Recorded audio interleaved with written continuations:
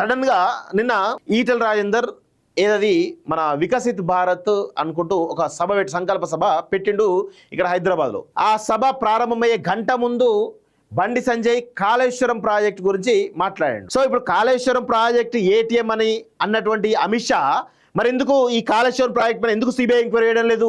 రేవంత్ రెడ్డికి చేత కావట్లేదు, కమిషన్ అది ఇది అన్ని పక్కదారి బట్టి అనుకుందాం, కేసీఆర్కి అమ్ముడు పోయింది అనుకుందాం. మరి మీరెందుకు సిబిఐ ఎంక్వైరీ చేయట్లేదు? కాళేశ్వరం స్కామ్ పైన మీరెందుకు కేసీఆర్ అరెస్ట్ చేయట్లేదు?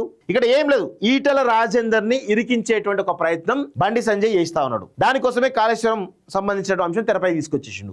ఇప్పుడు ఏంది, కాళేశ్వరం సంబంధించినటువంటి కమిషన్ విచారణలో ఈటెల రాజేందర్ ఉన్నాడు, మరి చెప్పాలి. ఇప్పుడు బండి సంజయ్ కూడా చెప్పాలి. మరి ఆ విచారణకు ఈటెల రాజేందర్ వెళ్ళిండు కదా, మరి దానికి మీరేం సమాధానం చెప్తారు? మీ నాయకుడు మీ ఎంపీ వెళ్ళిండు కదా, మీరేం సమాధానం చెప్తారు? అంటే ఇది చాలా స్పష్టంగా గుర్తుపెట్టుకోండి. ఏది ఆ కేంద్ర మంత్రిగా మీరు హోంశాఖ సహాయ మంత్రిగా ఉన్నారు, మీ చేతిలో మీ యొక్క డిపార్ట్మెంట్ లోనే ఆ దర్యాప్తు సంస్థలు అన్ని ఉంటాయి, సిబిఐ ఉంటది, ఈడీ ఉంటది.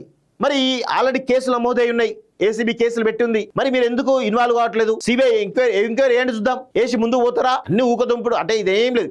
ఈటెల రాజేందర్కు ఈ సభ సక్సెస్ అయితే రాష్ట్ర అధ్యక్ష పదవి వస్తాయేమో అటువంటి ఒక దాంతో ఈటెల రాజేందర్ ఇరికియడానికి బండి సంజయ్ కాళేశ్వరం అనేటువంటి అంశాన్ని తెరపైకి తీసుకొచ్చేసి ఇట్లా ఉంటది బీజేపీ యొక్క పరిస్థితి.